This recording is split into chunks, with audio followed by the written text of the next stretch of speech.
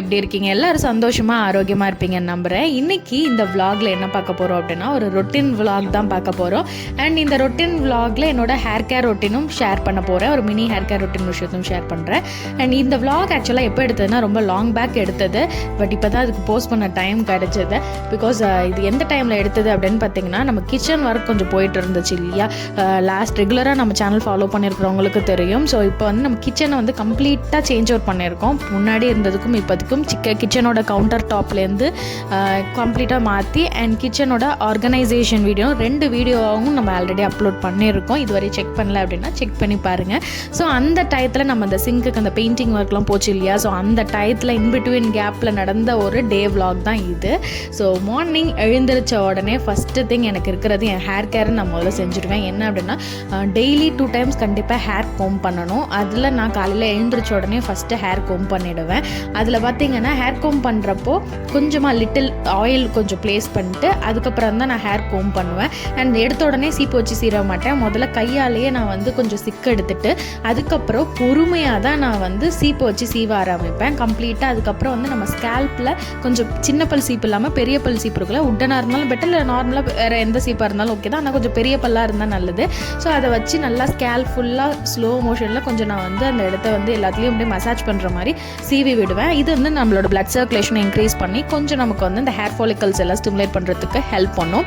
So இந்த வேலைக்கு எப்போதுமே பண்ணிவிடுவேன். இதுக்கு அதிகபட்சம் 10 மினிட்ஸ் தான் ஆகும். ஸோ காலையில் எஞ்சி இதை பண்ணிவிட்டு அப்புறம் தலைக்கே கொண்டை போட்டுடுவேன், இல்லை ப்ளாட் பண்ணி வச்சுருவேன். ப்ளாட் பண்ணிட்டு நான் அதுக்கப்புறம் கிச்சன் ஒர்க்குக்கு ஸ்டார்ட் பண்ணிவிடுவேன். காலையில் எங்கள் குட்டீஸ்க்கு வந்து பால் போட்டு கொடுத்துட்டு அண்ட் ஏதாவது ஒரு நட்ஸ்க்கு ஏதாவது ஒன்று கண்டிப்பாக இருக்கும். ஒன்று நட்ஸ் ஜூஸாக இருக்கும், அப்படி இல்லை அப்படின்னா நட்ஸ் வந்து நார்மலாக பாதாம், வால்நட்டு, முந்திரி, இந்த 3 விஷயத்தை 3 தான் மட்டுமாவது அட்லீஸ்ட் வந்து பாதாம் நான் ஊற வச்சுருப்பேன். ஸோ அதை உரிச்சிட்டு அந்த சாப்பிட்டுடுவோம்.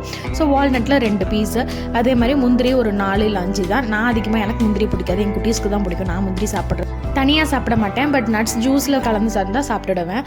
அண்ட் காலையெல்லாம் இந்த வேலையை முடிச்சுட்டு அடுத்து மார்னிங்கே டியூட்டி கிளம்பி போகணும். ஸோ மதிய லஞ்சையும் நான் மார்னிங்கே நான் முடிச்சாகணும். ஸோ மதிய லஞ்சுக்கு வந்து பார்த்திங்கன்னா சிக்கன் தான் இன்றைக்கி எடுத்திருந்தாங்க அன்றைக்கி.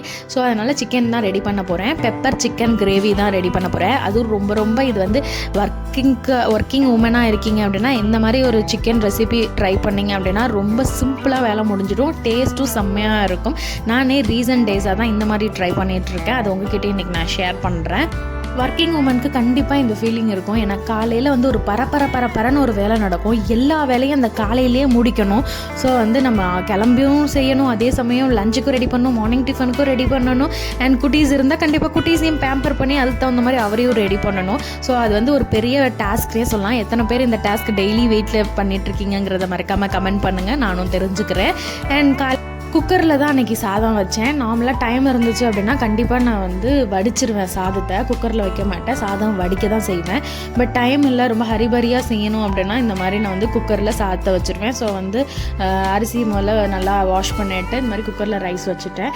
அண்ட் சைட் பை சைடு வந்து சிக்கனை வந்து அடுத்து நான் வாஷ் பண்ண ஆரம்பிக்கணும். சிக்கன் வந்து நார்மலாகவே நான் வெஜிடேரியன் அப்படின்னா நமக்கு வந்து கொல்லப்புறத்தில் போயிட்டு அதை வந்து வாஷ் பண்ணுறது தான் பெட்டர்.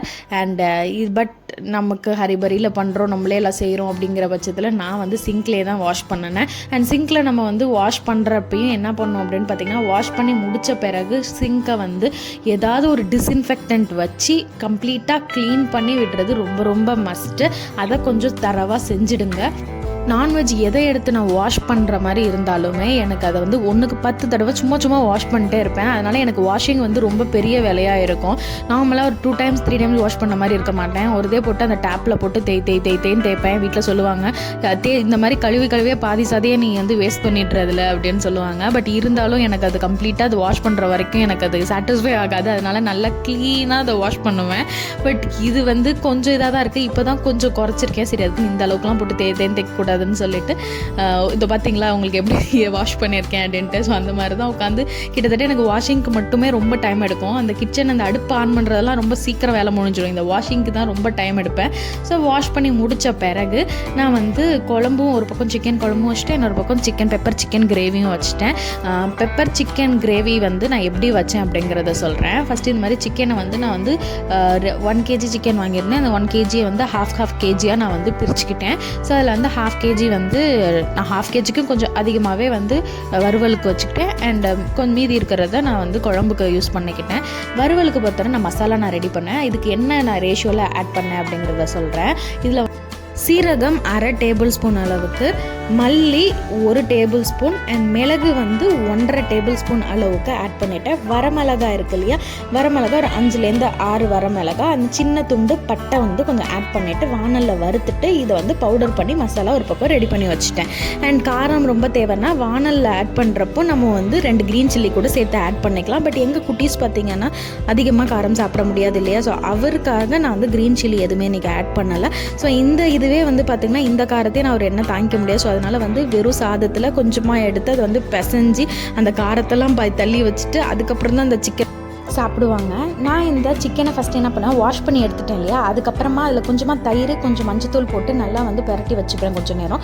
அப்போ தான் அதில் இருக்கிற கவுச்சி வாடை இருக்குல்ல அது வராமல் இருக்கும், சாப்பிட இன்னும் நல்லாயிருக்கும். ஸோ அதுக்கப்புறமா தான் நம்ம இந்த தயிர் போட்டு வச்சுருந்தோம் இல்லையா, ஸோ அந்த சிக்கனை எடுத்து அதில் இஞ்சி பூண்டு பேஸ்ட் கொஞ்சமாக, ஒரு வெங்காயம் வந்து ஃபுல்லாக குட்டி குட்டியாக சாப் பண்ணி போட்டுட்டு நம்ம அரைச்சி வச்சுருந்த மசாலாவும் அதில் ஆட் பண்ணிக்கிறேன்.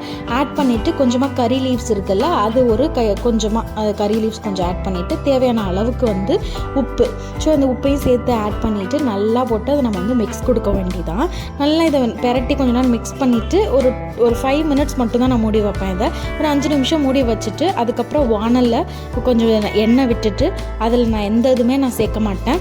டேரெக்டாக இப்போ நம்ம இது மிக்ஸ் பண்ணி வச்சுருக்கோம் இல்லையா, இது அப்படியே எடுத்து நம்ம வந்து அதில் வானலில் போட போகிறோம். இதில் ஃபஸ்ட்டு எடுத்தோன்னே எந்த தண்ணி எதுவுமே சேர்க்க வேண்டாம். நம்ம வந்து கொஞ்சம் நேரம் அது பாயில் ஆகுறப்பே கண்டிப்பாக அதில் எந்தெல்லாம் வந்து தண்ணி ஆவி வரும். ஸோ அதனால் அதுலேயே எனக்கு தண்ணி வரும். ஸோ அதனால் வந்து நம்ம தண்ணியே ஆட் பண்ண வேண்டாம். கொஞ்சம் லைட்டாக வேணால் கொஞ்சம் ட்ராப் வேணால் கொஞ்சம் வந்து தெளிச்சிக்கலாம். இன்னும் கொஞ்சம் நம்ம மசாலாவாக நமக்கு கொஞ்சம் வேணும் அப்படின்னா கொஞ்சம் இந்த மாதிரி தெளித்து விட்டாவே நமக்கு வந்து பெப்பர் சிக்கன் கிரேவி வந்து வேறு லெவலில் டேஸ்டியாக ரெடி ஆகும். ரீசன்ட் டைம்ஸில் நான் இந்த மாதிரி தான் பெப்பர் சிக்கன் கிரேவி ரெடி பண்ணிகிட்டு இருக்கேன். டேஸ்ட் வைஸ் ரொம்ப நல்லாயிருக்கும். ட்ரை பண்ணி பாருங்கள். நீங்கள் பெப்பர் சிக்கன் கிரேவி வேறு என்ன மாடலெல்லாம் ஏதாவது செய்வீங்க அப்படிங்கிறதையும் நீங்கள் வந்து கமெண்ட் பண்ணுங்கள். பேக்ரவுண்ட் பார்த்தா தெரியும் இப்போ எவ்வளோ வித்தியாசமாக என்னோடய கிச்சன் வந்து எல்லாமே அரேஞ்ச் இருக்குது அப்படின்னு சொல்லிட்டு. பட் இப்போ கரண்ட்லி அப்படி இல்லை. கரண்ட்லி நம்ம தான் டோட்டலாகவே மாற்றிட்டோம். அதை எப்படியெல்லாம் நான் அந்த கிச்சன் ஆர்கனைஸ் பண்ணுங்கிறத மறக்காமல் இது வரையும் வீடியோ பார்க்கல அப்படின்னா செக் பண்ணி பாருங்கள், நம்ம சேனலில் இருக்கும். ஸோ இந்த மாதிரி பெப்பர் சிக்கன் கிரேவி ஒரு பக்கம் செஞ்சு முடிச்சுட்டு இன்னொரு பக்கம் சிக்கன் குழம்புக்கும் நான் ரெடி பண்ணிட்டேன். பட் இருந்தாலும் இப்போ வரைக்கும் எனக்கு கொஞ்சம் சிக்கன் குழம்பு மட்டும் இன்னும் கொஞ்சம் எனக்கு ஏதோ டேஸ்ட் வரலையோ அப்படின்ட்டு ஃபீல் ஆகுது. அதனால தான் என்னால் இந்த ரெசிபி என்னால் கம்ப்ளீட்டாக உங்கள்கிட்ட ஷேர் பண்ண முடியலை. பெப்பர் சிக்கன் கிரேவி பொறுத்தவரை அட்டகாசமாக இருக்கும், அதனால் உங்கள்கிட்ட ஷேர் பண்ணேன். இன்னும் குழம்பு வந்து நான் அந்த அளவுக்கு இன்னும் நான் ரெடி ஆகலைன்னு தோணுது. இன்னும் கொஞ்சம் டேஸ்ட் வைஸ் இன்க்ரீஸ் பண்ணும். அந்த மாதிரி இன்னும் கொஞ்சம் நிறைய கீ பாயிண்ட்ஸ்லாம் தெரிஞ்ச பிறகு உங்ககிட்ட நான் அதை ஷேர் பண்ணுறேன். இந்த பார்த்துட்ருக்குற நீங்கள் கிச்சனில் ரொம்ப சமையலில் ரொம்ப எக்ஸ்பர்ட் அப்படின்னா நீங்கள் உங்களோட டிப்ஸையுமே கண்டிப்பாக கமெண்ட் பண்ணுங்கள். கண்டிப்பாக அதையும் நான் படித்து அதையும் நான் வந்து ட்ரை பண்ணுறேன். கண்டிப்பாக வீடியோஸ்லையும் ஷேர் பண்ணுறேன். சரி, குழம்பு ரெடி பண்ணிட்டேன். பட் இந்த மாதிரி காலையில் சமையல் செஞ்சிட்ருக்கோம் இல்லையா, ஸோ இந்த மாதிரி டயத்தில் பார்த்திங்கன்னா எங்கள் குட்டீஸ் பயங்கரமாக சேட்டையெல்லாம் பண்ணுவார். பட் அந்த டைம் நமக்கு கொஞ்சம் டென்ஷன் ஆகும். ஸோ அதனால் அவர் ரிலாக்ஸ் பண்ணுறதுக்கு அவருக்கு டிவியில் வந்து பாப்பா பாட்டு ஏதாவது ஒன்று போட்டுருவேன். இப்போ ரீசன்ட் டைம்ஸில் ஸ்பைடர்மேன் தான் அவருக்கு ரொம்ப பிடிச்சிருக்கு. ஸோ அதனால் அதை வந்து பார்க்க விட்டுட்டேன். ஸோ அதை பார்த்த பிறகு தான் அவர் கொஞ்சம் என்னையை ஃப்ரீயாக விட்டார். அதனால தான் நான் சீக்கிரமாகவே காலைல எல்லா ஒர்க்கையுமே செஞ்சு சிக்கன் குழம்பு, சிக்கன் வறுவல் எல்லாமே லஞ்சுக்கு எல்லாம் ரெடி பண்ணிட்டேன். அண்ட் தென் நானும் கிளம்ப ஆரம்பிச்சிட்டேன். என்னோடய ஹேர் வந்து எப்போதுமே நான் பின்னல் போட்டிருப்பேன். பின்னல் போட்டுட்டு கீழே தான் ரப்பர் பேண்ட் போடுவேன். இது என்ன ரெகுலராக நான் வந்து ஹாஸ்பிட்டல் கிளம்புறேன் அப்படின்னா கண்டிப்பாக வந்து இந்த ஹேர் ஸ்டைல்னால் ரெகுலராக இருக்கும். பண்ணிட்டேன். அண்ட் தென் வந்து நான் ரெடியாக ஆரம்பிச்சிட்டேன். பட் அடுத்து நான் அவசரம்னு கிளம்பி நான் எப்போதுமே என் ஹேர் ஸ்டைல் இப்படி தான் இருக்கும். நார்மலாக பின்னல் போட்டு கீழே ரப்பர் பேண்ட் போட்டுருவேன். ஹாஸ்பிட்டல் போகிறேன் அப்படின்னா கண்டிப்பாக பின்னல் தான் இருக்கும். ஸோ இந்த மாதிரி பின்னல் போட்டு நான் ரெடி ஆகிட்டேன்.